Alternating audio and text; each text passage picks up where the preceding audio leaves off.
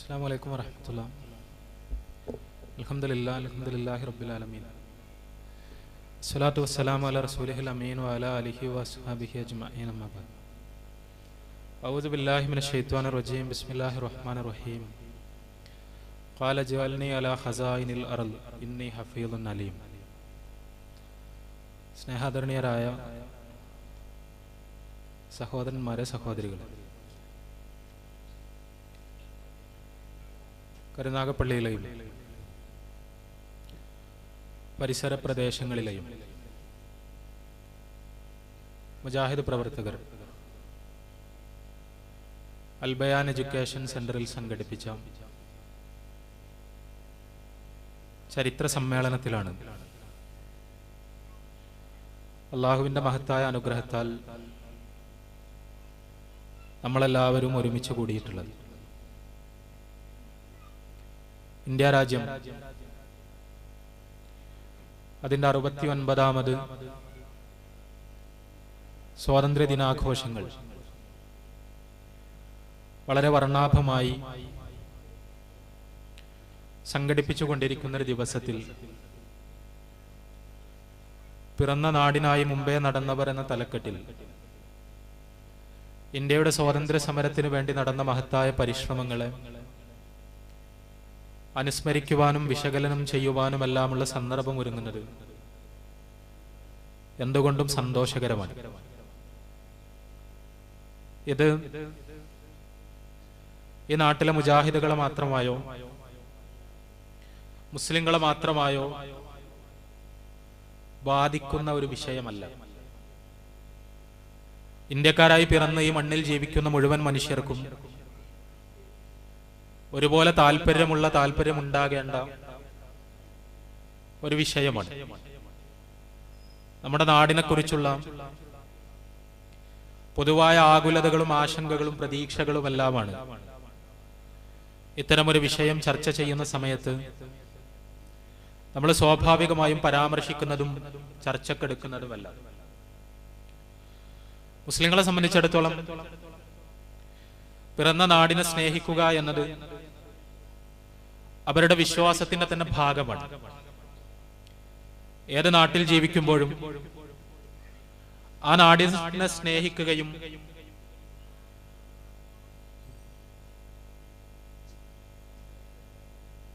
ആ നാട്ടുകാരുടെ നന്മയാഗ്രഹിക്കുകയും നാടിന്റെയും നാട്ടുകാരുടെയും പുരോഗതിക്ക് വേണ്ടി അധ്വാനിക്കുകയും ചെയ്യേണ്ടത് മുസ്ലിമിന്റെ മതപരമായ ബാധ്യതയാണ് എന്നാണ്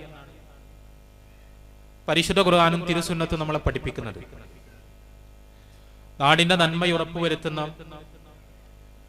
എല്ലാ പ്രവർത്തനങ്ങൾക്കും മുമ്പിൽ നടക്കുകയും നാടിനെ നശിപ്പിക്കുകയും നാട്ടിൽ കലാപങ്ങൾ ഉണ്ടാക്കുകയും ചെയ്യുന്ന എല്ലാ വിധ്വംസക പ്രവർത്തനങ്ങളിൽ നിന്നും മാറി നിൽക്കുകയും ചെയ്യേണ്ടത് സത്യവിശ്വാസികളുടെ മതപരമായ ബാധ്യത തന്നെയാണ് എന്ന് പരിശുദ്ധ ഖുർആനും തിരുസുന്നത്തും വളരെ അസന്നിഗ്ധമായി തന്നെ പഠിപ്പിച്ചിട്ടുണ്ട്. റസൂലുള്ളാഹി സ്വല്ലല്ലാഹു അലൈഹി വസല്ലം മക്കയിൽ ജീവിച്ചപ്പോഴും അദ്ദേഹത്തിന്റെ ശിഷ്യന്മാരിൽ ചിലർ അബിസീനിയയിലേക്ക് ഹിജറ പോയി അവിടെ ജീവിച്ചപ്പോഴും പ്രവാചകൻ സ്വല്ലല്ലാഹു അലൈഹി വസല്ലം പിൽക്കാലത്ത് മദീനയുടെ ഭരണാധികാരിയായി തെരഞ്ഞെടുക്കപ്പെട്ടപ്പോഴുമെല്ലാം അതാത് നാടുകളുടെ നന്മക്കും പുരോഗതിക്കും വേണ്ടി നിലകൊള്ളുകയും ആ നാട്ടിൽ കുഴപ്പവും കലാപവും ഉണ്ടാകാനുള്ള സാധ്യതകളെ തടയുകയുമാണ് പ്രവാചകനും അനുയായികളും ചെയ്തത് എന്ന് നമുക്ക് കാണാൻ കഴിയും.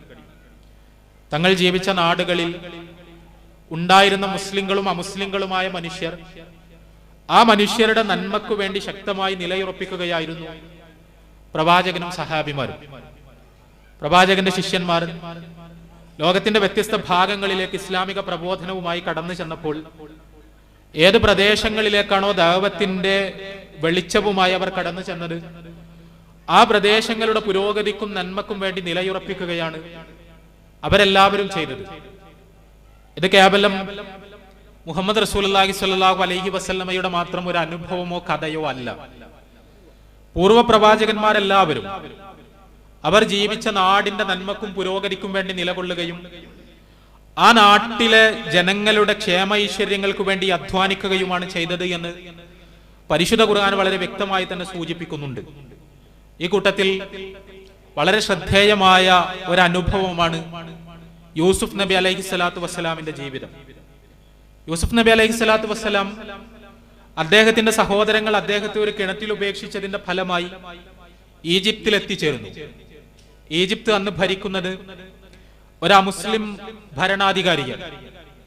ആ മുസ്ലിം ഭരണാധികാരിയുടെ വീട്ടിൽ അയാളുടെ സൗകര്യങ്ങൾ അനുഭവിച്ചുകൊണ്ട് ജീവിക്കുന്ന യൂസുഫ് നബി അലൈഹി സ്വലാത്തു വസ്സലാം ആ ഭരണാധികാരിയുടെ കൈകളാൽ തന്നെ അന്യായമായി തടങ്കിലടക്കപ്പെടുന്നു.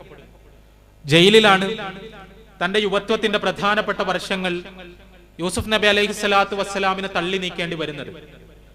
അവിടെ നമ്മൾ ആലോചിക്കണം, യൂസുഫ് നബി അലൈഹി സ്വലാത്തു വസ്സലാം നിരപരാധിയാണ്. നാടിനെ നശിപ്പിക്കുന്ന ഒരു തരത്തിലുള്ള പ്രവർത്തനത്തിലും അദ്ദേഹം ഭാഗവാക്കായിട്ടില്ല. എന്നാൽ നിരപരാധിയായ യൂസുഫ് നബി അലൈഹി സ്വലാത്തു വസ്സലാം ഭരണാധികാരിയാൽ അന്യായമായി തുറുങ്കിലടക്കപ്പെട്ടു. ഇന്നത്തെ നമ്മുടെ മാനസികാവസ്ഥ വെച്ച് രാജ്യത്തിനും രാജ്യത്തെ ഭരണാധികാരിക്കുമെതിരെ കലാപമുണ്ടാക്കാനുള്ള സാഹചര്യമാണ് അവിടെ നിലനിൽക്കുന്നത്. എന്നാൽ തുറുങ്കിലടക്കപ്പെട്ടതിനു ശേഷവും യൂസുഫ് നബി അലൈഹി സ്വലാത്തു വസ്സലാം താൻ ജീവിക്കുന്ന രാജ്യത്തോടും ആ രാജ്യത്തെ ഭരണാധികാരിയോടും എന്ത് സമീപനമാണ് സ്വീകരിച്ചത് എന്ന് പരിശുദ്ധ ഖുർആനിന്റെ പ്രതിപാദനങ്ങളിൽ നിന്ന് വളരെ കൃത്യമായി തന്നെ നമുക്ക് വായിച്ചെടുക്കാൻ കഴിയും. യൂസുഫ് നബി അലൈഹി സ്വലാത്തു വസ്സലാം അദ്ദേഹത്തിന്റെ സഹതടവുകാരോട് സംസാരിക്കുന്നു, ജയിലിൽ കൂടെ അടക്കപ്പെട്ട തടവ് പുള്ളികളോട്. ആ തടവ് പുള്ളികൾ ഒരു ദിവസം അദ്ദേഹത്തോട് പറയുന്നു, അല്ലയോ യൂസുഫ്, ഞങ്ങൾ ഒരു സ്വപ്നം കണ്ടിരിക്കുന്നു.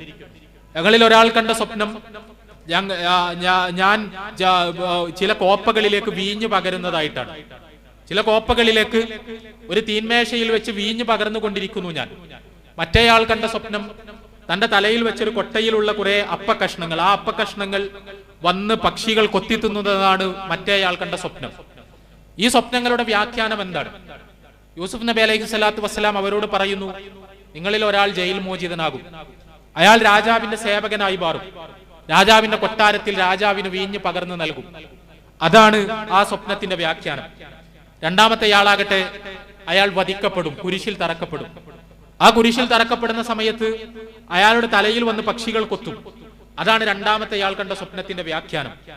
ഒരാൾക്ക് ജയിൽ മോചനത്തിന് വഴി തുറക്കപ്പെടുന്നു, മറ്റേയാൾ ശിക്ഷിക്കപ്പെടുന്നു. നിങ്ങളുടെ കാര്യം തീരുമാനിക്കപ്പെട്ട് കഴിഞ്ഞിട്ടുണ്ട് എന്ന് യൂസുഫ് നബി അലൈഹി സ്വലാത്തു വസ്സലാം വിശദീകരിച്ചു കൊടുക്കുന്നു. അദ്ദേഹം പറഞ്ഞതുപോലെ ഒരാൾ ശിക്ഷിക്കപ്പെടുന്നു, മറ്റേയാൾ ജയിൽ മോചിതനാകുന്നു, രാജാവിന്റെ സേവകനാകുന്നു, രാജാവിന് ആവശ്യമായ ഉപചാരങ്ങളുമായി കഴിഞ്ഞുകൂടുന്നു. യൂസുഫിനെ അയാൾ മറന്നുപോകുന്നു. എന്നാൽ അങ്ങനെ കാലം മുന്നോട്ട് പോകവേ രാജാവ് ഒരു സ്വപ്നം കാണുന്നു. രാജാവ് തന്റെ സേവകനോട് പറയുന്നു, ഞാനൊരു സ്വപ്നം കണ്ടു. ആ സ്വപ്നം 7 പച്ചക്കതിരുകളും 7 ഉണങ്ങിയ കതിരുകളുമാണ്. അതോടൊപ്പം 7 തടിച്ച പശുക്കൾ 7 മെലിഞ്ഞ പശുക്കളെ തിന്നുന്നതായി ഞാൻ സ്വപ്നത്തിൽ കണ്ടിരിക്കുന്നു. ഇതിന്റെ വ്യാഖ്യാനം എന്താണ് എന്ന് എനിക്ക് പറഞ്ഞു തരണം. ഇദ്ദേഹത്തിന് യൂസുഫിനെ ഓർമ്മ വരുന്നു. സ്വപ്ന വ്യാഖ്യാനത്തിലുള്ള പ്രാവീണ്യത്തെ അനുസ്മരിച്ചുകൊണ്ട് യൂസുഫ് നബി അലൈഹി സ്വലാത്തു വസ്സലാമിനോട് ഈ സ്വപ്നത്തിന്റെ വ്യാഖ്യാനം രാജാവും സേവകനും ആവശ്യപ്പെടുന്നു. യൂസുഫ് നബി അത് വിശദീകരിക്കുന്നു.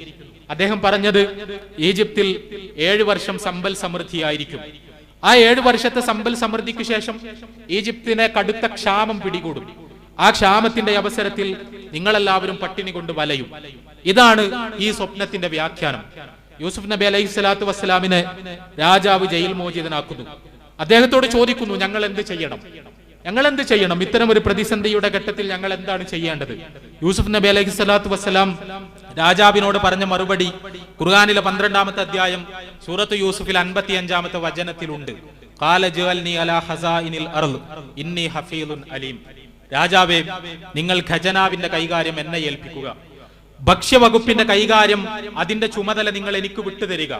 എങ്കിൽ ഈ 7 വർഷത്തെ സാമ്പത്തിക ആസൂത്രണത്തെ വളരെ സമർത്ഥമായി നിർവഹിച്ച് 7 വർഷം വരാനിരിക്കുന്ന ക്ഷാമകാലത്തേക്കുള്ള വക കൂടി ഇപ്പോൾ കണ്ടെത്താൻ എനിക്ക് കഴിയും. അങ്ങനെ രാജ്യം അനുഭവിക്കുന്ന വലിയ പ്രതിസന്ധിയിൽ നിന്ന് രാജ്യത്തെ ഞാൻ കരകയറ്റാം. നിങ്ങൾ അതെന്നെ ഏൽപ്പിക്കുകയാണെങ്കിൽ ഹഫീളും അലീമുമായ വിവരമുള്ള ഒരു സൂക്ഷിപ്പുകാരനായി നിങ്ങൾക്ക് എന്നെ കണ്ടെത്താൻ കഴിയും എന്ന് യൂസുഫ് നബി അലൈഹി സ്വലാത്തു വസ്സലാം അദ്ദേഹത്തോട് പറയുന്നു. രാജാവ് ഈജിപ്തിന്റെ ഭക്ഷ്യവകുപ്പ് മന്ത്രിയായി യൂസുഫ് നബി അലൈഹി സ്വലാത്തു വസ്സലാമിനെ ചുമതല ഏൽപ്പിക്കുന്നു. അദ്ദേഹം 7 വർഷത്തെ സമൃദ്ധിക്ക് ശേഷമുള്ള 7 വർഷത്തെ വറുതി കാലത്തുകൂടി ഈജിപ്തിന് സമ്പന്നമായി ജീവിച്ചു പോകാനുള്ള വക വളരെ കൃത്യമായ സാമ്പത്തികാസൂത്രണത്തിലൂടെ കണ്ടുവെക്കുന്നു. ഈജിപ്തിന് പ്രതിസന്ധിയിൽ നിന്ന് രക്ഷിക്കുന്നു. ഇതൊരു മുസ്ലിമിന്റെ നിലപാടാണ്, സ്വന്തം നാടിനോടുള്ള നിലപാട്. അമുസ്ലിമാണ് ഭരണാധികാരി, തന്നെ പീഡിപ്പിച്ച ഭരണാധികാരി, തന്നെ അന്യായമായി തുറുങ്കിലടച്ച ഭരണാധികാരി. പക്ഷെ ആ ഭരണാധികാരി നാട് നശിക്കുന്നു എന്ന് പരാതി പറയുമ്പോൾ, നാശത്തിന്റെ വക്കിൽ നിന്ന് നാടിനെ രക്ഷിക്കണമെന്ന് അഭ്യർത്ഥിക്കുമ്പോൾ സന്തോഷത്തോടുകൂടി ആ ചുമതല ഏറ്റെടുക്കുകയും ആ ഭരണാധികാരിക്ക് കീഴിൽ മന്ത്രിയായി സേവനമനുഷ്ഠിക്കുകയും ഈജിപ്തിന്റെ ക്ഷാമകാലത്തെ പ്രയാസങ്ങൾ പരിഹരിക്കുവാൻ അദ്ദേഹത്തോട് സഹകരിക്കുകയുമെല്ലാം ചെയ്തു യൂസുഫ് നബി അലൈഹി സ്വലാത്തു വസ്സലാം. ഈ ചരിത്രത്തിൽ ലോകാവസാനം വരെയുള്ള മുസ്ലിങ്ങൾക്ക് മാതൃകയുണ്ട്.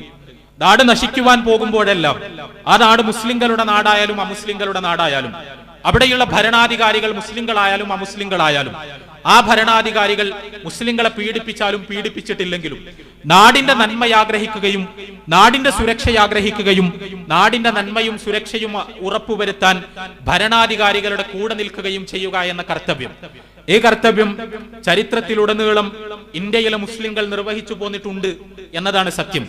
ഇന്ത്യയിലേക്ക് സാമ്രാജ്യത്വത്തിന്റെ അധിനിവേശങ്ങൾ ആരംഭിക്കുന്നത് ബ്രിട്ടീഷുകാരുടെ കടന്നുവരവോട് കൂടിയല്ല. ഇന്ത്യ രാജ്യത്ത് കോളനിവൽക്കരണത്തിന് തുടക്കമിട്ടത് പോർച്ചുഗീസുകാരാണ്. വടക്കേ ഇന്ത്യ സാമ്രാജ്യത്വ അധിനിവേശങ്ങൾ ആരംഭിക്കുന്നതിന് നൂറ്റാണ്ടുകൾക്ക് മുമ്പ് തന്നെ കേരളത്തിന്റെ തീരത്തേക്ക് സാമ്രാജ്യത്വ അധിനിവേശം അലയടിച്ച് കടന്നു വരുന്നുണ്ട്.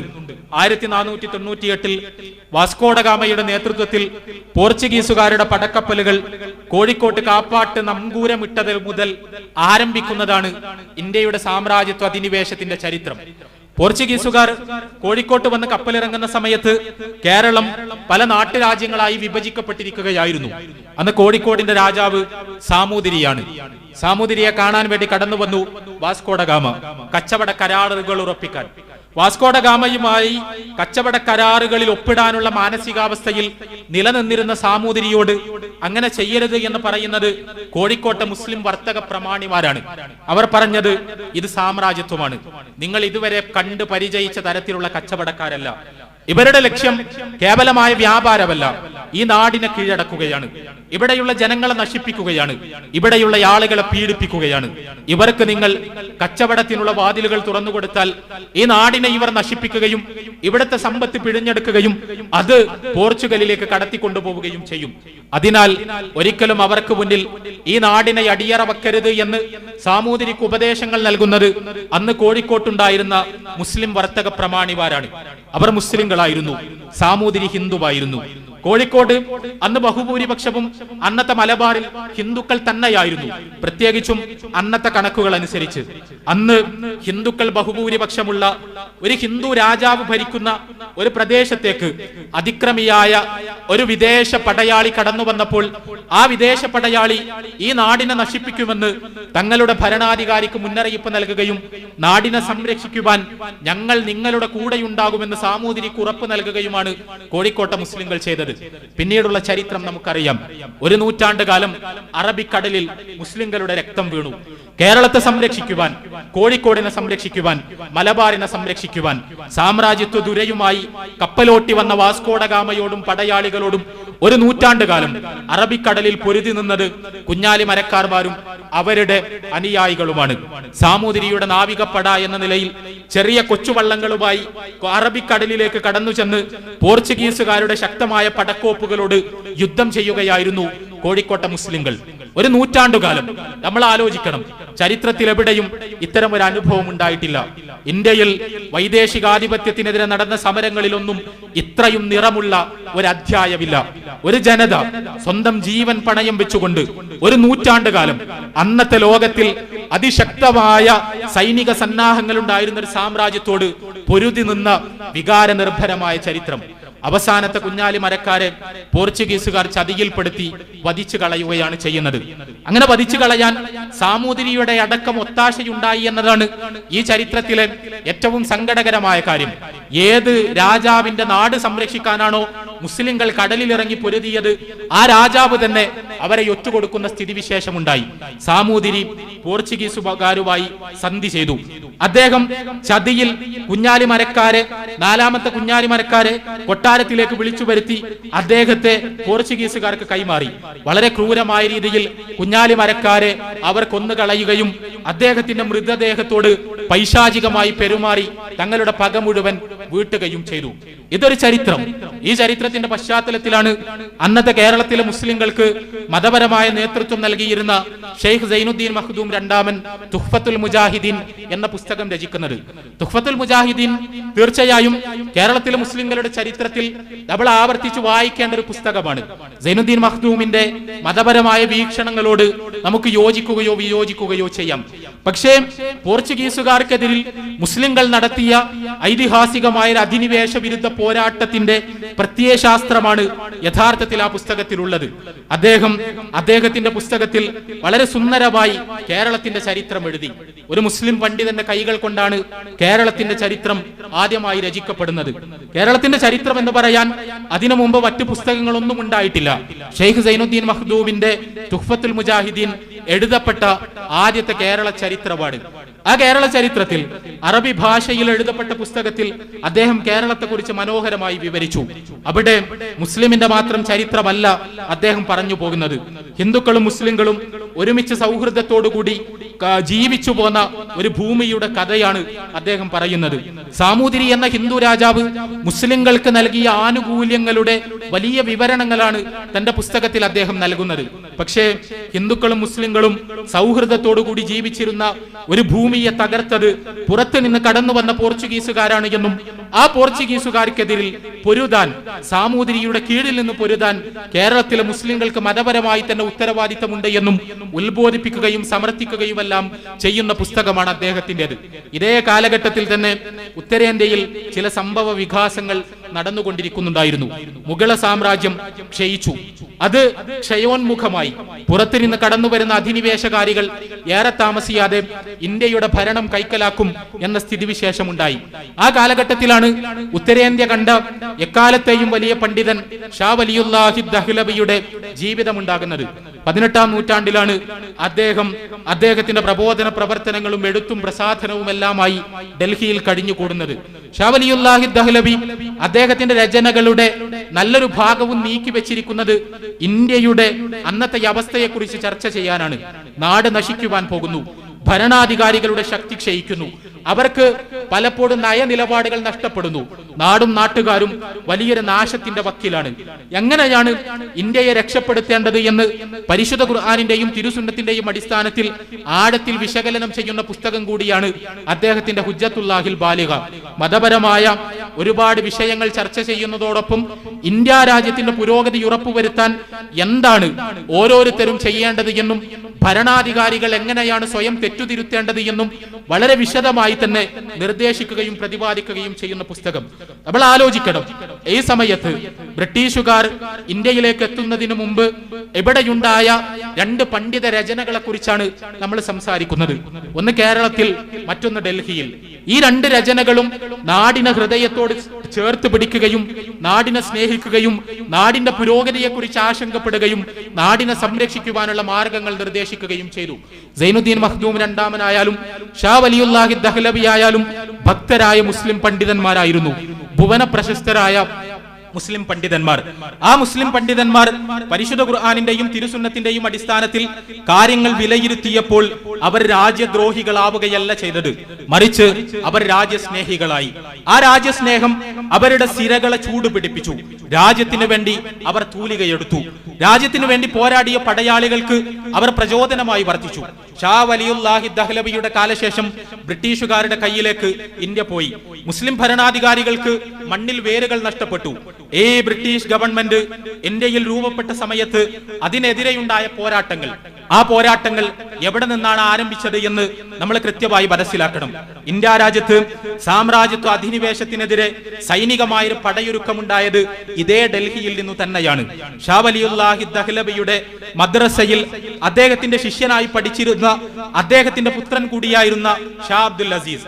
ആ ഷാ അബ്ദുൽ അസീസുമായി കണ്ടുമുട്ടാൻ അവസരമുണ്ടായ അദ്ദേഹത്തിൽ നിന്ന് മതം പഠിച്ച സയ്യിദ് അഹമ്മദ് എന്ന് പറയുന്ന വളരെ പ്രശസ്തനായ ഇന്ത്യക്കാരൻ മുസ്ലിം, ഈ സയ്യിദ് അഹമ്മദ് ഷാ വലിയുല്ലാഹി ദഹ്ലവിയുടെ പുത്രനെ കണ്ടുമുട്ടുന്നു. അദ്ദേഹവുമായി കാര്യങ്ങൾ പഠിക്കുന്നു. അദ്ദേഹത്തിൽ നിന്ന് രാജ്യത്തിന്റെ അവസ്ഥയെക്കുറിച്ച് മനസ്സിലാക്കുന്നു. ബ്രിട്ടീഷുകാർ ഇന്ത്യയുടെ ശത്രുക്കളാണ് എന്നും ബ്രിട്ടീഷുകാരുടെ കയ്യിൽ ഇന്ത്യ നിലനിന്നാൽ നാട് നശിച്ചു പോകുമെന്നും വേദനയോടുകൂടി തിരിച്ചറിയുന്നു. സയ്യിദ് അഹമ്മദ് ഇന്ത്യയിലെ സലഫി പ്രസ്ഥാനത്തിന്റെ തുടക്കക്കാരിൽ ഒരാൾ കൂടിയാണ്. ഷാ വലിയുല്ലാഹി ദഹ്ലവിയുടെ പുത്രനായിരുന്ന ഷാ അബ്ദുൽ അസീസിന്റെ രചനകളിലൂടെയാണ് ഇന്ത്യയിൽ സലഫി പ്രസ്ഥാനം അതിന്റെ ആശയങ്ങൾ വികസിപ്പിക്കുന്നത്. സയ്യിദ് അഹമ്മദ് അദ്ദേഹത്തിന്റെ ശിഷ്യനായിരുന്നു. സയ്യിദ് അഹമ്മദ് അഫ്ഗാനിസ്ഥാനിലേക്ക് പോയി. അഫ്ഗാനിസ്ഥാനിലെ പട്ടാൺ ഗോത്രങ്ങളെയും അവരുടെ ഭരണാധികാരികളെയും വിളിച്ചുകൂട്ടി അവരിൽ നിന്നൊരു സൈന്യത്തെ ഉണ്ടാക്കി. ആ സൈന്യത്തെ ഉപയോഗിച്ചുകൊണ്ട് ഇന്ത്യയെ തകർക്കുന്ന ഭരണാധികാരികൾക്കെതിരിൽ പോരാടാനുള്ള വിശാലമായൊരു പദ്ധതി അദ്ദേഹം തയ്യാറാക്കി. ആ പോരാട്ടം നടക്കുക തന്നെ ചെയ്തു. പഞ്ചാബിന്റെ വ്യത്യസ്ത പ്രദേശങ്ങളിൽ വെച്ച് ബ്രിട്ടീഷുകാരുമായും അവരുടെ കൂടെ നിന്ന ഭരണാധികാരികളുമായും സയ്യിദ് അഹമ്മദിന്റെ സൈന്യങ്ങൾ വളരെ ധീരമായി ഏറ്റുമുട്ടി. ബ്രിട്ടീഷുകാർ അവരെ വിളിച്ചത് വഹാബികൾ എന്നാണ്. ഇന്ത്യ രാജ്യത്ത് വഹാബി പ്രസ്ഥാനം ഉണ്ടായിരിക്കുന്നു. ആ വഹാബികൾ സ്വന്തമായി സൈന്യമുണ്ടാക്കിയിരിക്കുന്നു. അവരുടെ സ്വന്തം സൈന്യം ഉപയോഗിച്ച് അവർ നമ്മളോട് പോരാടിക്കൊണ്ടിരിക്കുന്നു. വഹാബികളെ ഈ നാട്ടിൽ നിന്ന് തുരത്താഞ്ഞാൽ നമുക്ക് സ്വൈര്യമായി ഇവിടെ ജീവിക്കുവാൻ കഴിയില്ല എന്ന് ബ്രിട്ടീഷുകാർ വിധിയെഴുതുന്ന സ്ഥിതിവിശേഷമുണ്ടായി. അങ്ങനെയാണ് WW ഹണ്ടർ എന്ന് പറയുന്ന ഉദ്യോഗസ്ഥനെ വഹാബികളുടെ സ്വാതന്ത്ര്യ സമരാവേശം എവിടെ നിന്നാണ് കടന്നു വരുന്നത് എന്ന് പഠിക്കുവാൻ വേണ്ടി മാത്രമായി ബ്രിട്ടീഷുകാർ ചുമതലപ്പെടുത്തുന്നത്. വഹാബി മൂവ്മെന്റ് എന്ന പേരിൽ അദ്ദേഹത്തിന്റെ ഒരു പഠന റിപ്പോർട്ടുണ്ട്, ബ്രിട്ടീഷ് ഗവൺമെന്റിന് സമർപ്പിക്കപ്പെട്ട റിപ്പോർട്ട്. ആ റിപ്പോർട്ടിൽ WW ഹണ്ടർ വളരെ കൃത്യമായി പറയുന്നത് ഇന്ത്യക്കാരിൽ ബ്രിട്ടീഷ് വിരോധം കുത്തിവെക്കുന്നത് ഇവിടെയുള്ള വഹാബി പണ്ഡിതന്മാരും അവരുടെ നേതാക്കളുമാണ് എന്നാണ്. വഹാബികളുടെ അടിവേറക്കാതിരുന്നാൽ സാമ്രാജ്യത്വത്തിന് ഇന്ത്യയിൽ സുഖകരമായി മുന്നോട്ട് പോകാൻ കഴിയില്ല എന്ന മുന്നറിയിപ്പാണ് ഗവൺമെന്റിന് അദ്ദേഹം കൈമാറുന്നത്. ഇപ്പോഴും ഹണ്ടറിന്റെ റിപ്പോർട്ട് നമുക്ക് വായിക്കാൻ കിട്ടും. സയ്യിദ് അഹമ്മദിന്റെ സൈന്യം സുധീരമായ പോരാട്ടങ്ങൾ നടത്തി. പക്ഷേ ബ്രിട്ടീഷുകാർക്ക് എന്താണ് ചെയ്യേണ്ടത് എന്നറിയാമായിരുന്നു. അവർ മുസ്ലിം പണ്ഡിതന്മാരെ സ്വാധീനിച്ചു, മൗലാനമാരെ വിലക്കെടുത്തു. അവരോട് പറഞ്ഞു, നിങ്ങളുടെ പരമ്പരാഗതമായ സൂഫി വിശ്വാസാചാരങ്ങളെ ചോദ്യം ചെയ്യുന്ന ഒരു വഹാബിയാണ് സയ്യിദ് അഹമ്മദ്. ആ വഹാബിക്ക് നിങ്ങൾ പിന്തുണ കൊടുക്കരുത്. അയാളുടെ സൈനിക മുന്നേറ്റങ്ങളുടെ കൂടെ നിങ്ങൾ നിന്നാൽ നിങ്ങളുടെ വിശ്വാസങ്ങളെ നശിപ്പിച്ച് നിങ്ങളെ എല്ലാവരെയും അയാൾ വഹാബി വൽക്കരിക്കും. മൗലാനമാർ സ്വാഭാവികമായും അതിനാൽ സ്വാധീനിക്കപ്പെട്ടു. അവർ സയ്യിദ് അഹമ്മദിനെ ഒറ്റുകൊടുത്തു. അവരുടെ ഒറ്റുകൊടുക്കൽ വഴിയാണ് സയ്യിദ് അഹമ്മദിന്റെ വധമുണ്ടാകുന്നത്.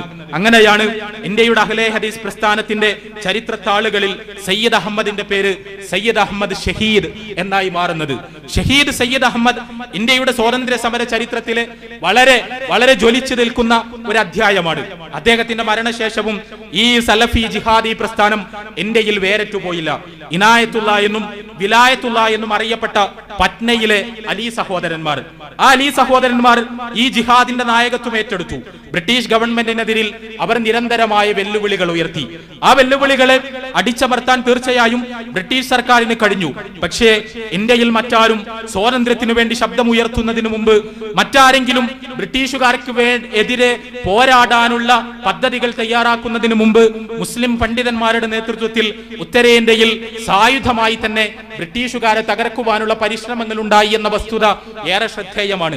അതിനുശേഷമാണ് 1857 ഒന്നാം സ്വാതന്ത്ര്യ സമരം ഉണ്ടാകുന്നത്.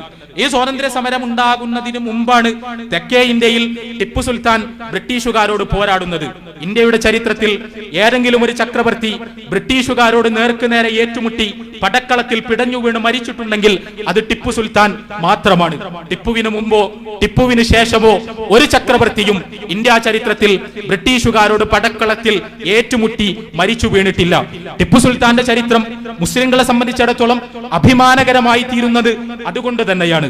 ഷഹീദ് ടിപ്പു സുൽത്താൻ ഇന്ത്യയുടെ ആത്മാവ് കണ്ടറിഞ്ഞ ആദ്യത്തെ ഭരണാധികാരി എന്ന് ഭഗവാൻ കിദ്വാനി അദ്ദേഹത്തിന്റെ പുസ്തകത്തിൽ വിശേഷിപ്പിച്ച ധീരനായ സ്വാതന്ത്ര്യ സമര സേനാനി. അദ്ദേഹത്തിന്റെ സിരകളിൽ രാജ്യസ്നേഹം നിറച്ചത് തീർച്ചയായും ഇസ്ലാമാണ്. ഇസ്ലാമിക ചരിത്രമാണ്. റസൂലുള്ളാഹി സ്വല്ലല്ലാഹു അലൈഹി വസല്ലമയുടെ ജീവിതത്തിൽ നിന്ന് ആവേശം ഉൾക്കൊണ്ടുകൊണ്ടാണ് ബ്രിട്ടീഷുകാർക്ക് മുന്നിൽ തന്റെ ഭൂമി അടിയറ വയ്ക്കില്ല എന്ന് പ്രഖ്യാപിച്ച് അദ്ദേഹം പോരാടുന്നതും ആ പോരാട്ടത്തിൽ വീരമൃത്യു വരിക്കുന്നതും. 1857 ഒന്നാം സ്വാതന്ത്ര്യ സമരം എന്ന് ചരിത്രകാരന്മാർ വിശേഷിപ്പിച്ച സമരം, ആ സമരം നമ്മൾ പരിശോധിക്കുക. ആരായിരുന്നു ആ സമരത്തിന്റെ മുന്നിലുണ്ടായിരുന്നത്? 1857 ഒന്നാം സ്വാതന്ത്ര്യ സമരത്തിന്റെ തലപ്പത്തുണ്ടായിരുന്നത് ബഹദൂർ ഷാ സഫറാണ്. ബഹദൂർ ഷാ അവസാനത്തെ മുഗൾ ചക്രവർത്തിയായിരുന്നു. സഫർ അദ്ദേഹത്തിന്റെ തൂലികാ നാമമാണ്. കവിതകൾ എഴുതുമായിരുന്നു അദ്ദേഹം, അതിസുന്ദരമായ ഉറുദു കവിതകൾ. ഇന്നും ഉറുദു സാഹിത്യ ചരിത്രത്തിൽ നിരന്തരമായി ഉദ്ധരിക്കപ്പെടുന്നവയാണ് ബഹദൂർ ഷായുടെ കവിതകൾ. സഫർ എന്ന തൂലികാ നാമത്തിൽ കവിതകൾ എഴുതിയതുകൊണ്ട് അദ്ദേഹം ബഹദൂർ ഷാ സഫർ എന്ന് വിളിക്കപ്പെട്ടു. ആ ബഹദൂർ ഷാ സഫറിന്റെ കയ്യിലായിരുന്നു 1857 ഒന്നാം സ്വാതന്ത്ര്യ സമരത്തിന്റെ കടിഞ്ഞാൺ. ബഹദൂർ ഷാ സഫർ ഇന്ത്യയിലെ വ്യത്യസ്ത നാട്ടുരാജ്യങ്ങളുമായി ബന്ധപ്പെട്ടു. അവിടെയുള്ള ഭരണാധികാരികളുമായി ആശയവിനിമയം നടത്തി. അവരോട് പറഞ്ഞു, നമ്മൾ ഈ രാജ്യം ഭരിച്ചു, നമ്മൾ ഈ രാജ്യക്കാരായി, നമ്മളിൽ പലരും പുറത്തു നിന്ന് വന്നവരാണ്. പക്ഷേ നമ്മൾ ഇന്ത്യയെ സ്നേഹിച്ചു, ഇന്ത്യക്കാർക്ക് വേണ്ടി ഭരിച്ചു. പക്ഷേ ഇപ്പോൾ കടന്നു വന്ന ബ്രിട്ടീഷുകാരില്ലേ, അവർ പുറത്തു നിന്ന് കടന്നു വന്നവരാണ് എന്നതല്ല പ്രശ്നം. അവർ ഇന്ത്യയെ അല്ല സ്നേഹിക്കുന്നത്, ബ്രിട്ടനെയാണ് സ്നേഹിക്കുന്നത്. ഈ നാട്ടിലെ ജനങ്ങളെ അവർ ശത്രുക്കളായിട്ടാണ് കാണുന്നത്. നമ്മുടെ വിഭവങ്ങൾ കൊള്ളയടിച്ച് ബ്രിട്ടനിലേക്ക് കടത്തിക്കൊണ്ടുപോവുകയാണ് അവരുടെ ലക്ഷ്യം. അവരുടെ ഭരണം ജനങ്ങൾക്ക് ദുസ്സഹമായി തീർന്നിരിക്കുന്നു. നമ്മൾ അവസരത്തിനൊത്ത് ഉയരണം, നമ്മൾ ഐക്യപ്പെടണം, നമ്മൾ സംഘടിതമായ ഒരു സൈനിക ശക്തിയായി മാറണം. ആ സൈനിക ശക്തിയായി ബ്രിട്ടീഷുകാർക്കെതിരെ നമ്മൾ പോരാടണം. ഇന്ത്യയിലെ ഹിന്ദുക്കളും മുസ്ലിങ്ങളുമായ നാട്ടുരാജാക്കന്മാർ ബഹദൂർ ഷാ സഫറിന്റെ അഭ്യർത്ഥനയെ മാനിച്ചു. അദ്ദേഹത്തോട് ക്രിയാത്മകമായി പ്രതികരിച്ചു. ചെങ്കോട്ടയിൽ ബഹദൂർ ഷാ സഫറിനെ ഭരണാധികാരിയായി തിരിച്ചു പ്രതിഷ്ഠിക്കുവാനുള്ള വളരെ ശക്തമായ ഒരു പടയോട്ടം അവർ നടത്തി. ആ പടയോട്ടത്തിന്റെ ഭാഗമായി ഇന്ത്യയുടെ വ്യത്യസ്ത ഭാഗങ്ങളിൽ സാധാരണക്കാർ ബ്രിട്ടീഷ് പട്ടാളവുമായി കൊമ്പുകോർത്തു. അവരിൽ അധികവും മുസ്ലിങ്ങളായിരുന്നു. അതിനൊരുപാട് കാരണങ്ങൾ ഉണ്ടായിരുന്നു. കാരണം നേരത്തെയുണ്ടായ വഹാബി പ്രസ്ഥാനം, ആ വഹാബി പ്രസ്ഥാനം സൃഷ്ടിച്ചു വെച്ചൊരു സ്വാതന്ത്ര്യ സമര തരംഗം, ആ സ്വാതന്ത്ര്യ സമര തരംഗം വളരെ ശക്തമായി സ്വാധീനിച്ചത് മുസ്ലിം പണ്ഡിതന്മാരെയാണ്. അതുകൊണ്ടാണ് 1857 ഒന്നാം സ്വാതന്ത്ര്യ സമര ചരിത്രത്തിലെ ഏറ്റവും ശ്രദ്ധേയമായ ശബ്ദങ്ങളിലൊന്ന് മൗലവി അഹമ്മദ് അലിയുടേതായി മാറുന്നത്. മൗലവി അഹമ്മദ് അലിയെ പലപ്പോഴും ഇന്ത്യ രാജ്യത്തിന്റെ ചരിത്രകാരന്മാർ വിളിച്ചിട്ടുള്ളത് മൗലവി അഹമ്മദുള്ള എന്നാണ്. അത് അവർക്ക് പറ്റിയ തെറ്റായിരിക്കാനേ തരമുള്ളൂ. അഹമ്മദുള്ള എന്നൊരു പേര് സാധാരണ രീതിയിൽ മുസ്ലിങ്ങൾക്ക് ഉണ്ടാകില്ല. അത്തരം ഒരു പേരിന് വിശേഷിച്ച അർത്ഥവുമില്ല. മൗലവി അഹമ്മദ് അലി ഷാ എന്നാണ് അദ്ദേഹത്തിന്റെ യഥാർത്ഥത്തിലുള്ള പേര്. മൗലവി അഹമ്മദ് അലി ഷാ അന്നത്തെ ബംഗാളിലും ഉത്തർപ്രദേശിലും ഓടി നടക്കുകയും മുസ്ലിങ്ങളെ ബ്രിട്ടീഷുകാർക്കെതിരെയുള്ള പോരാട്ടത്തിന് ഉത്തേജിപ്പിച്ചുകൊണ്ട് പരിശുദ്ധ ഖുർആനും തിരുസുന്നത്തും ഉദ്ധരിച്ച് അതിശക്തമായ പ്രഭാഷണങ്ങൾ നിർവഹിക്കുകയും ബീഗം ഹസ്രത്ത് മഹലിനെ പോലുള്ള ഭരണാധികാരികളുമായി സന്ധി ചെയ്ത് അവരുടെ സൈന്യങ്ങളെ പ്രചോദിപ്പിക്കുകയും പലപ്പോഴും സൈന്യങ്ങളിൽ പട്ടാളക്കാരനായി ഇന്ത്യക്കാരോടൊപ്പം ബ്രിട്ടീഷുകാർക്കെതിരെയുള്ള നേർക്കുനേരെയുള്ള പോരാട്ടങ്ങളിൽ പങ്കെടുക്കുകയും ചെയ്തു. ഒന്നാം സ്വാതന്ത്ര്യ സമരത്തിന്റെ ആത്മാവ് മൗലവി അഹമ്മദ് അലി ഷായുടെ പ്രചരണ പ്രവർത്തനങ്ങളായിരുന്നു. പിൽക്കാലത്ത് ഹിന്ദു വർഗീയതയുടെ പക്ഷത്തേക്ക് മാറിയ വി ഡി സവർക്കർ, ആ സവർക്കർ പോലും 1857 ഒന്നാം സ്വാതന്ത്ര്യ സമരത്തിന്റെ ചരിത്രം എഴുതിയെടുത്ത് മൗലവി അഹമ്മദ് അലി ഷായാണ് യഥാർത്ഥത്തിൽ ഒന്നാം സ്വാതന്ത്ര്യ സമരത്തിന്റെ നട്ടെല്ല് എന്ന് പറയുന്നുണ്ട്. നമ്മൾ ആൻഡമാനിലേക്ക് ചെല്ലുക. ആൻഡമാനിലെ സെല്ലുലാർ ജയിലുകളുണ്ട്. ആ സെല്ലുലാർ ജയിലുകളിലാണ് ഒന്നാം സ്വാതന്ത്ര്യ സമരത്തിൽ പിടിക്കപ്പെട്ട തടവുകാർ, ഇന്ത്യൻ തടവുകാർ പാർപ്പിക്കപ്പെട്ടത്. അങ്ങനെ തടവിലടക്കപ്പെട്ട ഒന്നാം സ്വാതന്ത്ര്യ സമര ഭടന്മാരുടെ പേരുകൾ ആൻഡമാനിലെ സെല്ലുലാർ ജയിലിന്റെ ചുമരുകളിൽ കൊത്തിവെച്ചിട്ടുണ്ട്. അങ്ങനെ കൊത്തിവെക്കപ്പെട്ട പേരുകൾ ബഹുഭൂരിപക്ഷവും മുസ്ലിം നാമങ്ങളാണ്. ഇന്ത്യക്കാർക്ക്, ഇന്ത്യൻ മുസ്ലിങ്ങൾക്ക് ഈ നാടുമായിട്ട് എന്താണ് ബന്ധമെന്ന് ചോദിക്കുന്ന വിവരമില്ലാത്ത വർഗീയ ഫാഷിസ്റ്റുകൾക്ക് സമയമുണ്ടെങ്കിൽ, ഒഴിവുണ്ടെങ്കിൽ വേണമെങ്കിൽ ആൻഡമാനിലേക്ക് ഒരു യാത്ര പോകാവുന്നതാണ്. അവിടുത്തെ സെല്ലുലാർ ജയിലിന്റെ ഭിത്തികൾ അവരോട് പറയും എന്തായിരുന്നു ഇന്ത്യൻ മുസ്ലിങ്ങൾക്ക് ഇന്ത്യ രാജ്യമെന്ന്. ഈ രാജ്യത്ത് മറ്റാരും കൊടുത്തിട്ടില്ലാത്തത്ര ചോര ഇന്ത്യയിലെ മുസ്ലിങ്ങൾ ഈ രാജ്യത്തിന്റെ സ്വാതന്ത്ര്യത്തിനു വേണ്ടി നൽകിയിട്ടുണ്ട് എന്നതിന് സാക്ഷിയായി ആ സെല്ലുലാർ ജയിലിലെ ഭിത്തികൾ മാത്രം മതിയാകും എന്നതാണ് സത്യം. ചരിത്രം അവിടെയും അവസാനിച്ചില്ല. 1857 ഒന്നാം സ്വാതന്ത്ര്യ സമരം അത് ഇന്ത്യ ചരിത്രത്തിലെ ഒരു വഴിത്തിരിവായിരുന്നു. കാരണം ആ സ്വാതന്ത്ര്യ സമരത്തോടുകൂടി ഇന്ത്യക്കാർ ഒരുപാട് പാഠങ്ങൾ പഠിച്ചു. ആ പാഠങ്ങൾ വിലയേറിയ പാഠങ്ങളാണ്. ഇനിയൊരിക്കലും നമ്മൾ മറക്കാൻ പാടില്ലാത്ത പാഠങ്ങൾ. ഈ ഓരോ ഓഗസ്റ്റ് 15-നും നമ്മൾ ആവർത്തിച്ച് പറഞ്ഞുറപ്പിക്കേണ്ടത് ഒന്നാം സ്വാതന്ത്ര്യ സമരം നമുക്ക് നൽകിയ പാഠങ്ങളെ കുറിച്ചാണ്. ഒന്നാം സ്വാതന്ത്ര്യ സമരം ഇന്ത്യയുടെ സ്വാതന്ത്ര്യത്തിന് വേണ്ടിയായിരുന്നു. ഒന്നാം സ്വാതന്ത്ര്യ സമരം സാമ്രാജ്യത്വ ശക്തികൾക്കെതിരിലായിരുന്നു. ഒന്നാം സ്വാതന്ത്ര്യ സമരം ആത്മാർത്ഥമായിരുന്നു. പക്ഷേ ഒന്നാം സ്വാതന്ത്ര്യ സമരം സമ്പൂർണമായി അടിച്ചമർത്തപ്പെട്ടു. പിന്നീട് ഒരു സൈനിക മുന്നേറ്റം ബ്രിട്ടീഷുകാർക്കെതിരിൽ ഒരിക്കലും സാധ്യമാകാത്ത വിധം കലാപം സമ്പൂർണമായി അടിച്ചമർത്തപ്പെടുകയും നേതാക്കൾ വേട്ടയാടപ്പെടുകയും ഇന്ത്യക്കാർ ക്രൂരമായ പീഡനങ്ങൾ ഏൽക്കേണ്ടി വരികയും ചെയ്തു. അതോടുകൂടി ബ്രിട്ടീഷ് ആധിപത്യം ഇന്ത്യയിൽ സമ്പൂർണമായി. ഇനിയൊരു രക്ഷയില്ലാത്ത വിധം, ഒരിക്കലും കുതറി നോക്കാൻ കഴിയാത്ത വിധം ഇന്ത്യ രാജ്യം ബ്രിട്ടീഷുകാരുടെ ചൊൽപ്പടിക്ക് കീഴിലേക്ക് പോയത് 1857 ഒന്നാം സ്വാതന്ത്ര്യ സമരത്തോടു കൂടിയാണ്. എന്തുകൊണ്ടായിരുന്നു അത്? എന്തുകൊണ്ടാണ് ഒന്നാം സ്വാതന്ത്ര്യ സമരം പരാജയപ്പെട്ടത്? പല രീതിയിലുള്ള വിശകലനങ്ങൾ ഇതിനെക്കുറിച്ച് നടന്നിട്ടുണ്ട്. പക്ഷേ അതിൽ ഈ വിശകലനങ്ങളിൽ നിന്നെല്ലാം നമുക്ക് മനസ്സിലാകുന്ന അടിസ്ഥാനപരമായ പാഠം, ആ പാഠത്തെക്കുറിച്ചാണ് ഇവിടെ ഞാൻ സംസാരിക്കാൻ ആഗ്രഹിക്കുന്നത്. ഒന്നാം സ്വാതന്ത്ര്യ സമരം പരാജയപ്പെടാനുള്ള കാരണം കാലം മാറിയത് അറിയാതിരുന്നതാണ്. കാലം മാറിയത്, കാലത്തിന്റെ രീതിശാസ്ത്രങ്ങൾ മാറിയത് സ്വാതന്ത്ര്യ സമര പടയാളികൾക്ക് മനസ്സിലാക്കാൻ കഴിഞ്ഞില്ല. അവർ വിചാരിച്ചത് ഇത് ആയുധത്തിന്റെ കാലമാണ് എന്നാണ്.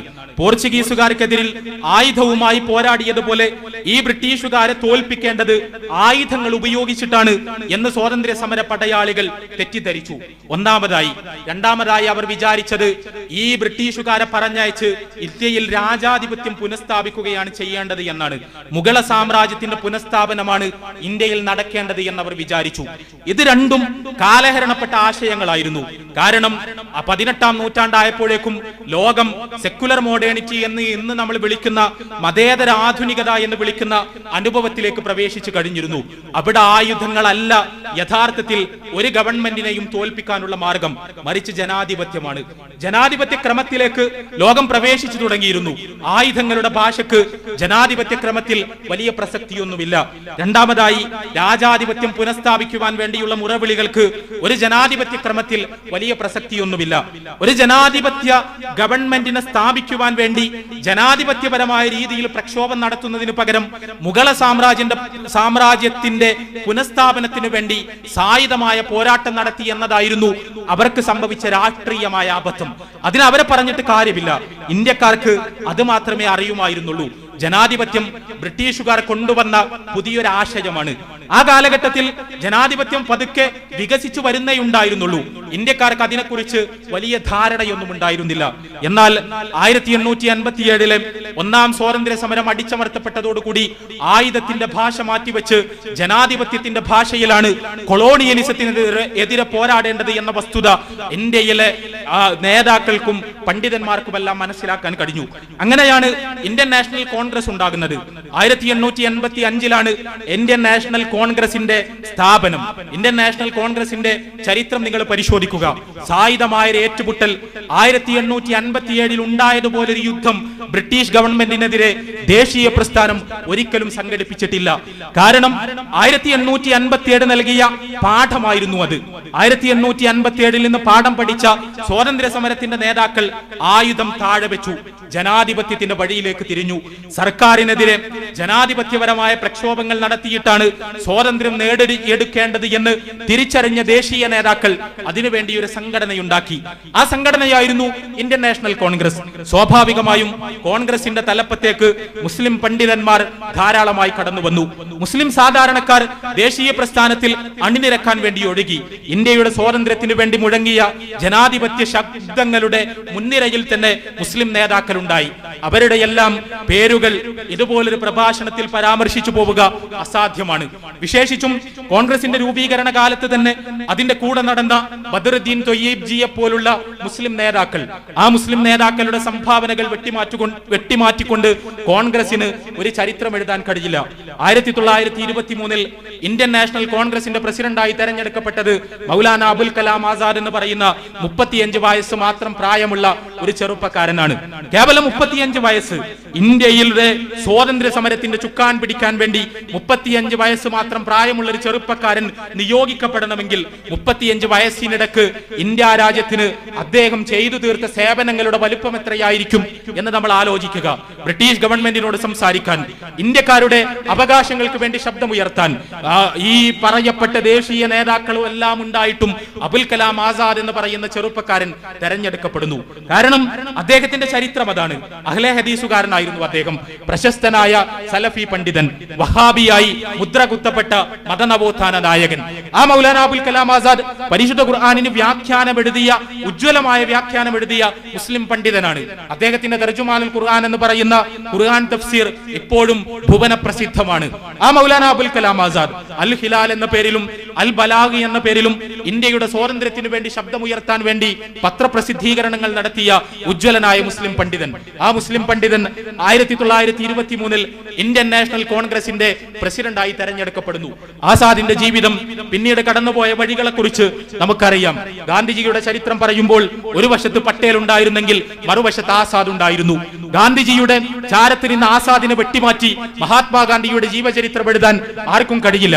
ഇന്ത്യൻ നാഷണൽ കോൺഗ്രസിന്റെ ധിഷണാ കേന്ദ്രമായി, അതിന്റെ ഏറ്റവും പ്രഗത്ഭനായ നേതാവായി, സ്വാതന്ത്ര്യ സമര വേദികളിലെ തീപ്പന്തമായി, ജയിലറകളിൽ ബ്രിട്ടന്റെ പീഡനങ്ങൾ അനുഭവിച്ച ധീരനായ പടയാളിയായി ആസാദ് മുന്നോട്ട് പോയി. ഏറ്റവും അധികം കാലം ഇന്ത്യൻ നാഷണൽ കോൺഗ്രസിന്റെ പ്രസിഡന്റ് സ്ഥാനത്തിരുന്നത് അബുൽ കലാം ആസാദാണ്. പിന്നീടും അദ്ദേഹം കോൺഗ്രസിന്റെ പ്രസിഡന്റായി തെരഞ്ഞെടുക്കപ്പെട്ടു.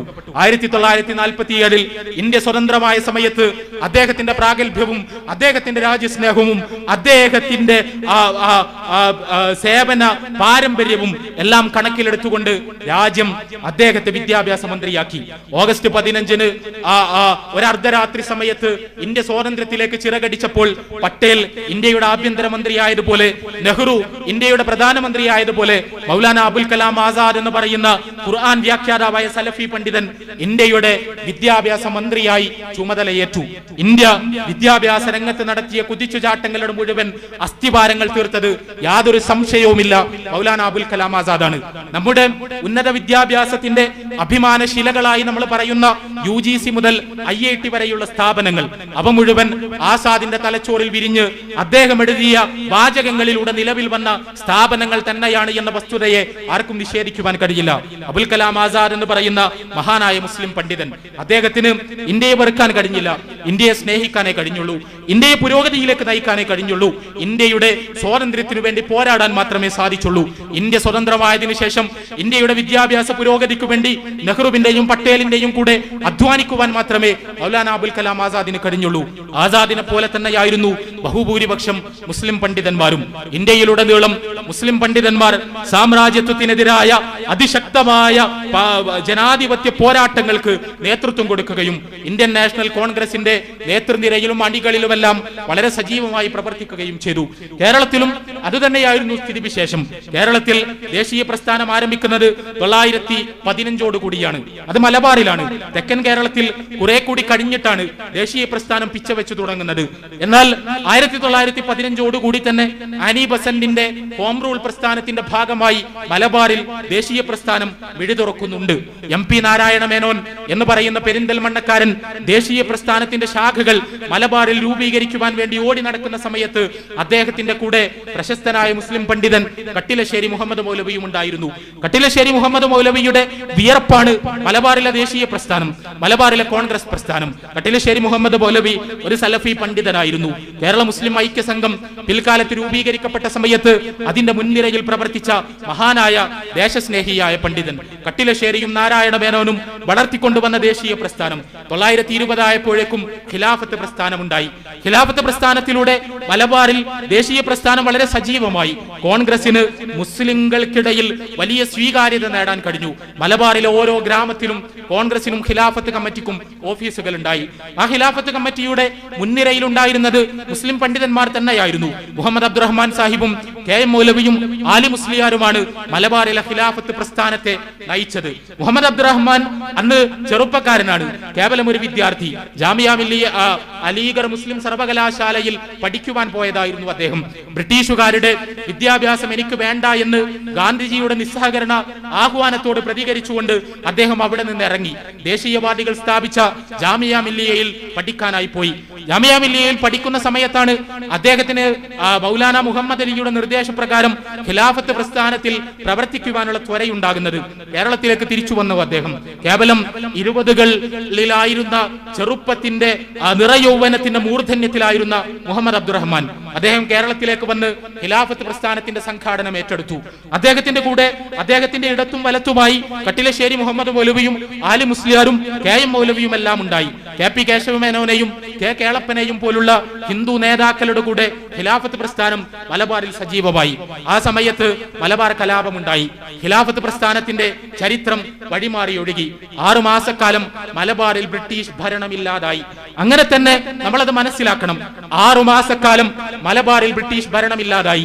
ഇന്ത്യ രാജ്യം മുഴുവൻ വിശാലമായ ബ്രിട്ടീഷ് സാമ്രാജ്യത്തിന്റെ ഭാഗമായി നിന്നൊരു കാലഘട്ടത്തിൽ മലബാറിന് അതിർത്തി വരകൾ വരച്ച് ഇതിനുള്ളിൽ വെള്ളപ്പട്ടാളത്തിന് സ്ഥാനമില്ല എന്ന് പ്രഖ്യാപിക്കുവാൻ മലബാറിൽ മാപ്പിളക്ക് കഴിഞ്ഞു.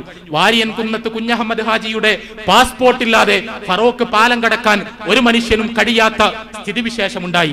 ഇത് ഇന്ത്യയുടെ സ്വാതന്ത്ര്യ സമര ചരിത്രത്തിലെ തന്നെ വളരെ വേറിട്ടൊരു അധ്യായമാണ്. ഇങ്ങനെയൊരു അനുഭവം ഇന്ത്യയിൽ മറ്റെവിടെയും ഉണ്ടായിട്ടില്ല.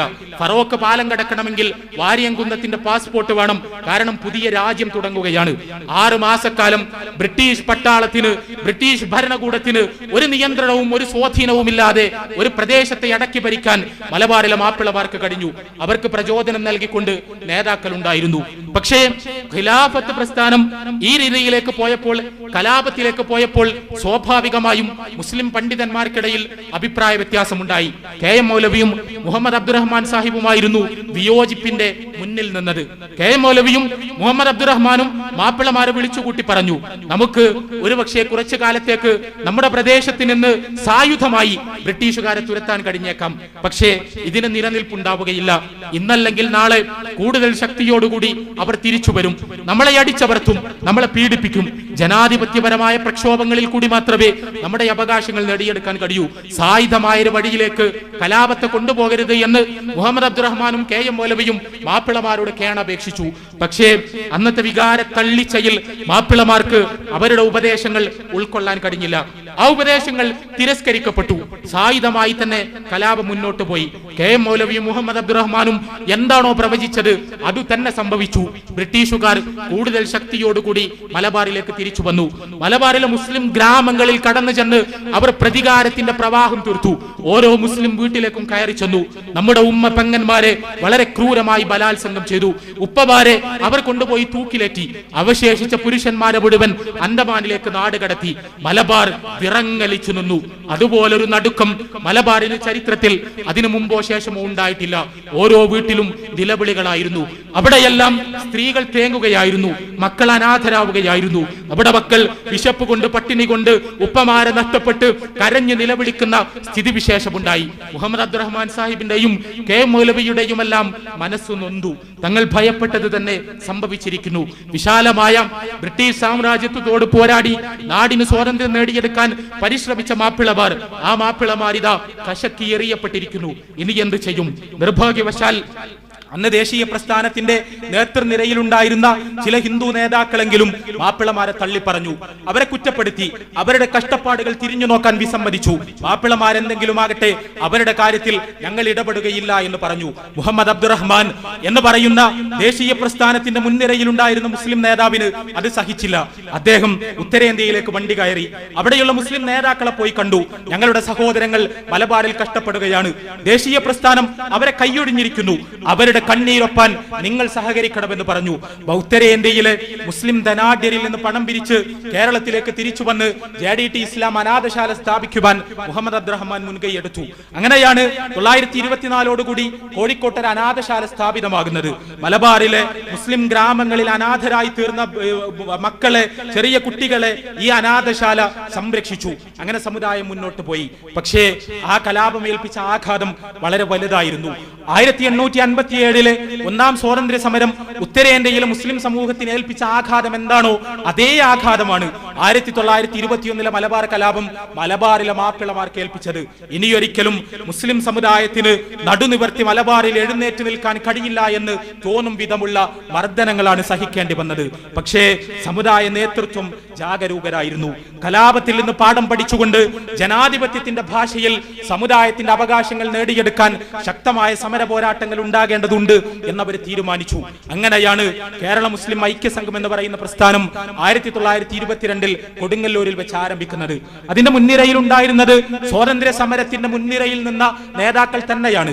KM മൗലവി ആയാലും KM സീതി സാഹിബായാലും മുഹമ്മദ് അബ്ദുറഹ്മാൻ സാഹിബായാലും ഈ മൊയ്ദ് മൗലവി ആയാലും ഇവരെല്ലാവരും സ്വാതന്ത്ര്യ സമര രംഗത്തുള്ളവരായിരുന്നു. അവർ തന്നെയാണ് ഐക്യസംഘം രൂപീകരിച്ചത്. മലബാർ കലാപം അടിച്ചമർത്തപ്പെട്ട ശേഷം മലബാറിലെ ഓരോ ഗ്രാമങ്ങളിലേക്കും കടന്നു ചെന്നുകൊണ്ട് കേരള മുസ്ലിം ഐക്യസംഘത്തിന്റെ നേതാക്കൾ മലബാറിലെ മാപ്പിളമാരോട് പറഞ്ഞു, ഞങ്ങൾ അന്ന് പറഞ്ഞത് ഇപ്പോൾ നിങ്ങൾക്ക് അനുഭവത്തിലൂടെ മനസ്സിലായിരിക്കുന്നു.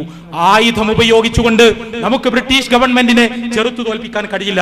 ജനാധിപത്യത്തിന്റെ ഭാഷയിൽ മാത്രമേ നമുക്ക് നമ്മുടെ അവകാശങ്ങൾ നേടിയെടുക്കാൻ കഴിയൂ. കാലം മാറിയിരിക്കുന്നു. കത്തിയുടെയും വാളിന്റെയും കാലം അവസാനിച്ചിരിക്കുന്നു. ജനാധിപത്യത്തിന്റെ ഭാഷയിൽ സമുദായത്തിന്റെ അവകാശങ്ങൾ നേടിയെടുക്കാൻ കഴിയണം. അവർ സഞ്ചരിച്ചു, നിരന്തരമായി പ്രസംഗിച്ചു, എഴുതി, എതിർത്തവരോട് തർക്കിച്ചു. അവരുടെ ഉത്ബോധന പ്രഭാഷണങ്ങൾക്ക് ഫലമുണ്ടായി. 1934 ആയപ്പോഴേക്ക് ജനാധിപത്യത്തിന്റെ ഭാഷയിൽ ഗവൺമെന്റിനോട് വിലപേശാനുള്ള പക്വതയിലേക്ക് മലബാറിലെ മാപ്പിളമാർ വളർന്നു. അങ്ങനെയാണ് മലബാറിൽ മുസ്ലിം ലീഗ് പ്രസ്ഥാനം ഉണ്ടാകുന്നത്. മുസ്ലിം ലീഗിന്റെ ചരിത്രം മലബാറിലെ മാപ്പിളയുടെ ചരിത്രമായി മാറുന്നത് അങ്ങനെയാണ്. 1937 മലബാറിൽ സർവേന്ത്യ മുസ്ലിം ലീഗിന്റെ ശാഖകൾ ജനിക്കുന്നത്. ആ മുസ്ലിം ലീഗ് പ്രസ്ഥാനത്തിന്റെ മുൻനിരയിൽ ഉണ്ടായിരുന്നവരെല്ലാം കേരള മുസ്ലിം ഐക്യ സംഘത്തിന്റെ പ്രവർത്തകരും നേതാക്കളുമായിരുന്നു. KM മൗലവിയായിരുന്നു കേരളത്തിലെ മുസ്ലിം ലീഗിന്റെ യഥാർത്ഥത്തിലുള്ള ഉപജ്ഞാതാവ്. മുസ്ലിം ലീഗ് എന്നൊരു പ്രസ്ഥാനത്തെ കുറിച്ച് വളരെ ശക്തമായി ആലോചിക്കുകയും അത് മലബാറിൽ തുടങ്ങണമെന്ന് തീരുമാനിക്കുകയും ഈ മുസ്ലിം ലീഗ് പ്രസ്ഥാനത്തിലൂടെ ജനാധിപത്യ പ്രക്ഷോഭങ്ങൾ വഴി സമുദായത്തിന്റെ അവകാശങ്ങൾ നേടിയെടുക്കണമെന്ന് തിരിച്ചറിയുകയും ചെയ്തത് KM മൗലവി സാഹിബായിരുന്നു. KM മൗലവിക്ക് മുമ്പ് മലബാറിലെ മുസ്ലിം പണ്ഡിതന്മാരും അത്തരം ഒരു ആശയത്തെ കുറിച്ച് ഗൗരവതരമായി ചിന്തിച്ചിട്ടില്ല. KM മൗലവിയുടെ ശിഷ്യനും സഹപ്രവർത്തകനുമായിരുന്നു KM സീതി സാഹിബ്. KM മൗലവിയുടെ കൂടെ സലഫി പ്രബോധന പ്രവർത്തനങ്ങൾക്ക് ഓടി നടന്നിരുന്ന ചുറുചുറുക്കുള്ള പൊതുപ്രവർത്തകൻ. സീതി സാഹിബ് കോൺഗ്രസുകാരനായിരുന്നു. KM മൗലവി സീതി സാഹിബിനെ വിളിച്ചു വരുത്തി സമുദായത്തെ സംഘടിപ്പിക്കണമെന്ന് പറഞ്ഞു, മുസ്ലിം ലീഗ് ഉണ്ടാക്കണമെന്ന് പറഞ്ഞു, അതുവഴി സമുദായത്തിന്റെ അവകാശങ്ങൾ നേടിയെടുക്കണമെന്ന് പറഞ്ഞു. സീതി സാഹിബ് മുസ്ലിം ലീഗുകാരനായി. KM മൗലവിയുടെയും KM സീതി സാഹിബിന്റെയും സ്വാധീനം കൊണ്ട് ഐക്യസംഘം നേതാക്കളിൽ നല്ലൊരു ശതമാനം ആളുകൾ മുസ്ലിം ലീഗിന്റെ പ്രവർത്തകരും നേതാക്കളുമായി മാറി.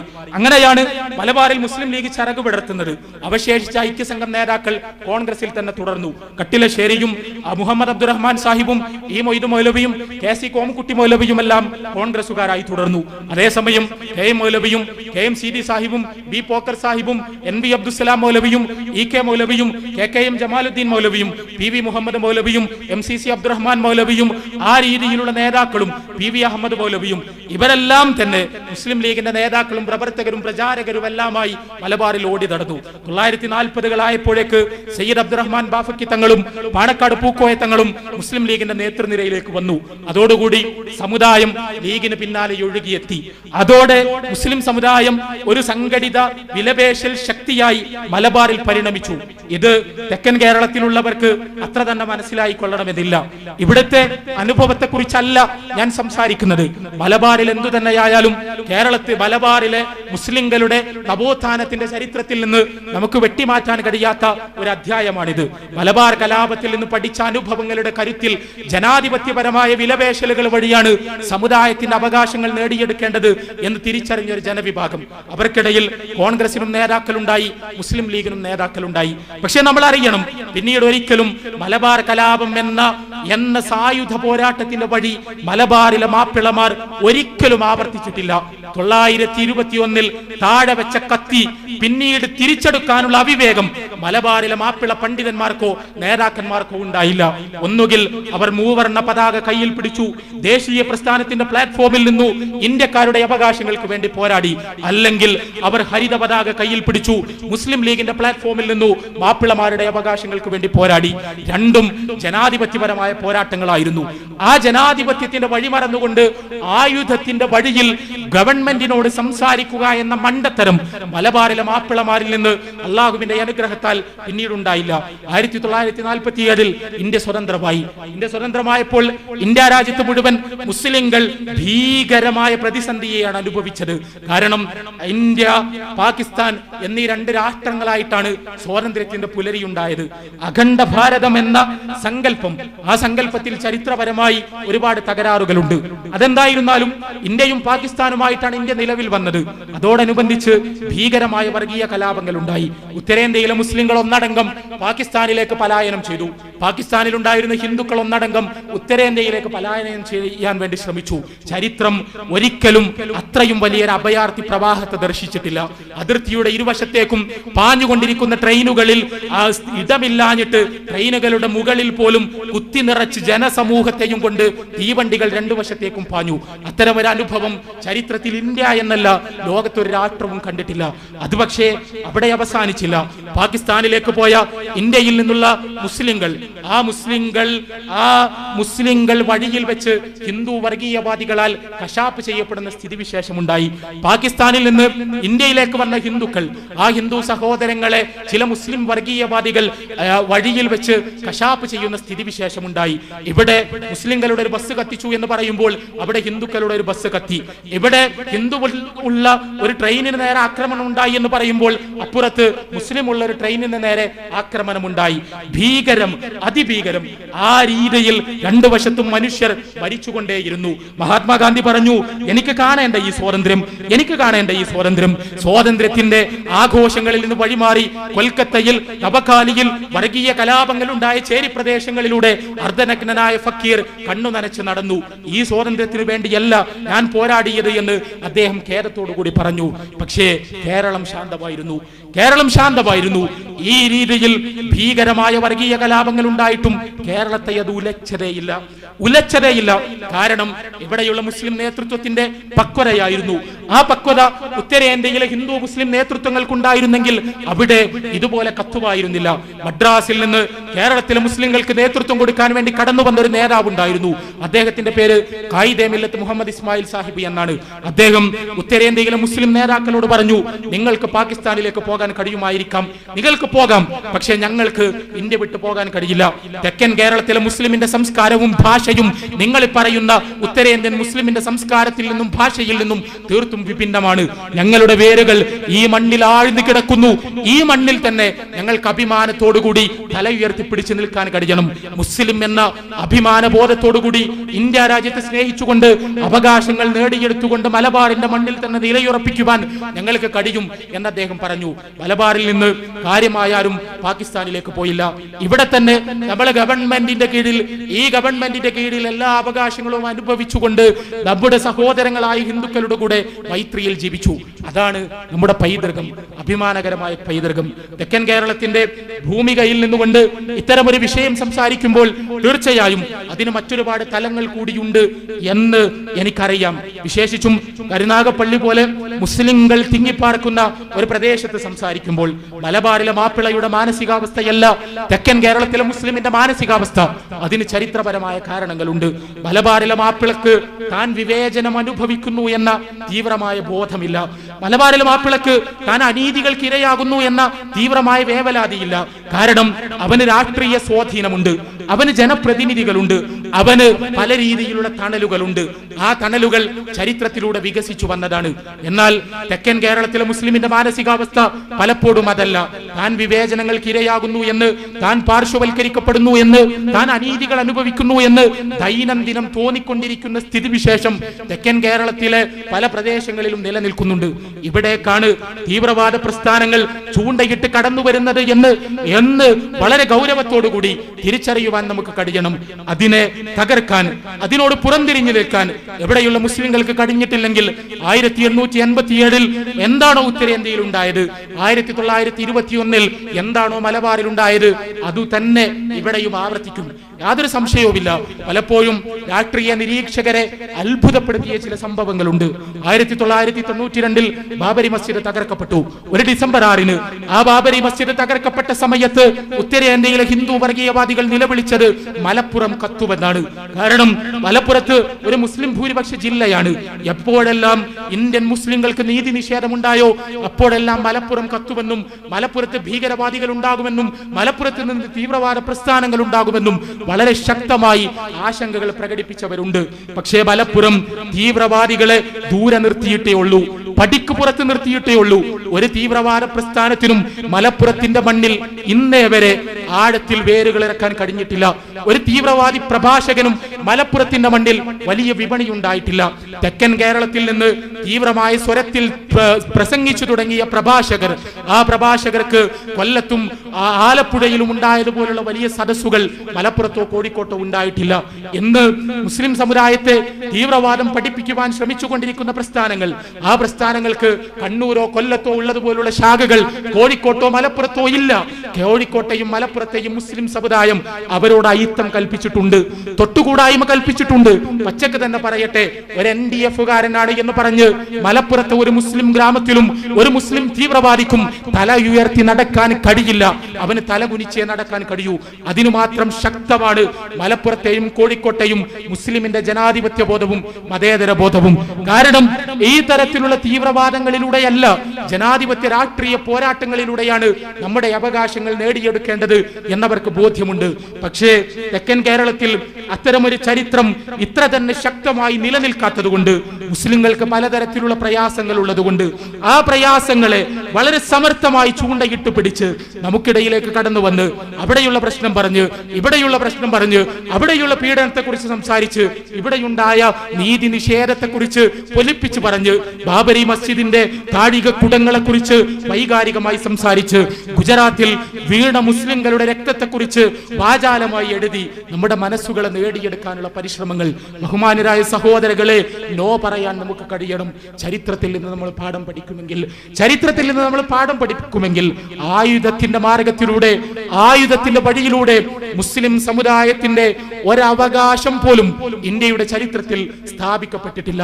ആവർത്തിക്കുന്നു, മുസ്ലിം സമുദായത്തിന് ഒരവകാശം പോലും, ഒരൊറ്റ അവകാശം പോലും ഇന്നോളമുള്ള ഇന്ത്യ രാജ്യത്തിന്റെ ചരിത്രത്തിൽ ആയുധത്തിന്റെ വഴിയിലൂടെ നേടിയെടുക്കാൻ കഴിഞ്ഞിട്ടില്ല.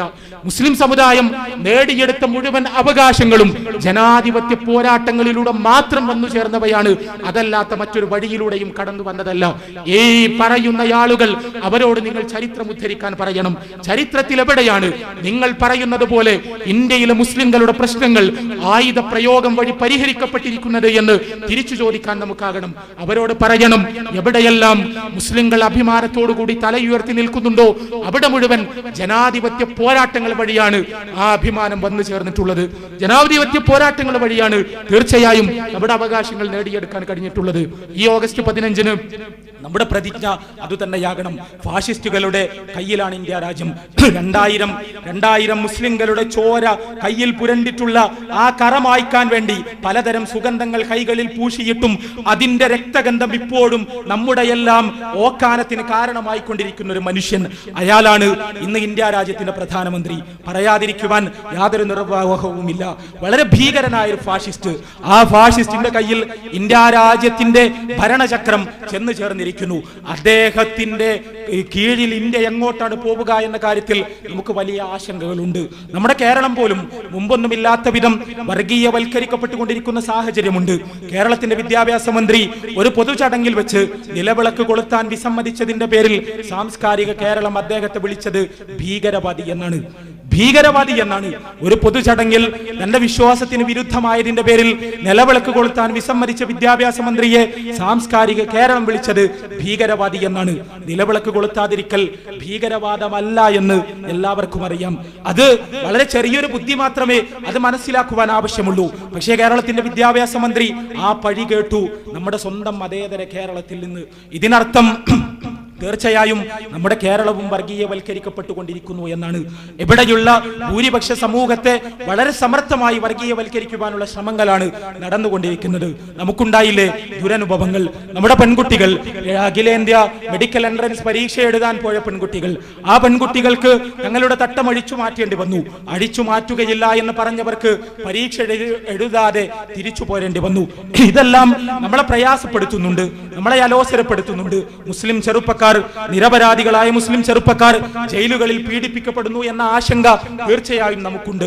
ഇന്ത്യ രാജ്യത്ത് മുസ്ലിങ്ങൾക്ക് പല രീതിയിലുള്ള പ്രശ്നങ്ങൾ, ഏക സിവിൽ കോഡ് അടിച്ചേൽപ്പിക്കാനുള്ള ശ്രമങ്ങൾ അടക്കമുള്ള പ്രശ്നങ്ങൾ, ഈ പ്രശ്നങ്ങളുടെ എല്ലാം നടുവിൽ നിന്നുകൊണ്ട് നമ്മൾ അറിയണം, എന്തു തന്നെ പ്രശ്നങ്ങൾ ഉണ്ടായാലും ഇന്ത്യൻ ഭരണഘടന നമ്മുടെ കൂടെയാണ്. ഇന്ത്യൻ പൊതുമനസ് അടിസ്ഥാനപരമായി നമ്മുടെ കൂടെയാണ്. ആ ഭരണഘടന തുറന്നു വെച്ച സാധ്യതകൾ ഉപയോഗിച്ചുകൊണ്ടാണ് നമ്മൾ ഈ പ്രശ്നങ്ങളെ മുഴുവൻ നേരിടേണ്ടത്. അതിനു പകരം 1921 തിരിച്ചു പോകാനുള്ള ഒരു മനസ്സ് നമുക്കുണ്ടായാൽ, 1857 തിരിച്ചു പോകാനുള്ള ഒരു മനസ്സ് നമുക്കുണ്ടായാൽ, കാലഹരണപ്പെട്ട ആ രീതി, മൂർച്ച പോയ ആ കത്തികൾ കയ്യിലെടുത്തുകൊണ്ടാണ് നമ്മൾ പ്രശ്നങ്ങൾ പരിഹരിക്കാൻ ശ്രമിക്കുന്നതെങ്കിൽ അത് ആത്മഹത്യ എന്ന് മാത്രമേ അതിനെക്കുറിച്ച് പറയാൻ കഴിയൂ. ജനാധിപത്യത്തിന്റെ വഴിയിലൂടെയാണ് നമ്മുടെ പ്രശ്നങ്ങൾ മുഴുവൻ പരിഹരിക്കേണ്ടത്. അതിനാൽ നാം പ്രതിജ്ഞ പുതുക്കുക, ജനാധിപത്യത്തിന്റെ പ്രതിജ്ഞ, മതനിരപേക്ഷതയുടെ പ്രതിജ്ഞ, ഇന്ത്യൻ ഭരണഘടനയോടുള്ള കൂറിന്റെ പ്രതിജ്ഞ, ഈ രാജ്യത്തോടുള്ള സ്നേഹത്തിന്റെ പ്രതിജ്ഞ, ഇവിടെയുള്ള ഹിന്ദു സഹോദരങ്ങളോടുള്ള ഐക്യത്തിന്റെയും സൗഹാർദ്ദത്തിന്റെയും പ്രതിജ്ഞ. അതിനു പകരം തീവ്രതയുടെയും വർഗീയതയുടെയും ഭീകരവാദത്തിന്റെയും വിഷാക്ഷരങ്ങളെ നമ്മുടെ മസ്തിഷ്കത്തിലേക്ക് സന്നിവേശിപ്പിക്കുവാൻ ശ്രമിക്കുന്നവരോട് ഓഗസ്റ്റ് 15 മുഴുവൻ ഊർജവും ഉൾക്കൊണ്ടുകൊണ്ട് നോ എന്നുറക്കെ പറയാൻ തെക്കൻ കേരളത്തിലെ മുസ്ലിം സമൂഹം സന്നദ്ധമാവുക. അള്ളാഹു അനുഗ്രഹിക്കട്ടെ എന്ന് പ്രാർത്ഥിച്ചുകൊണ്ട് അവസാനിപ്പിക്കുന്നു. അസ്സലാമു അലൈക്കും വറഹ്മത്തുള്ളാഹി.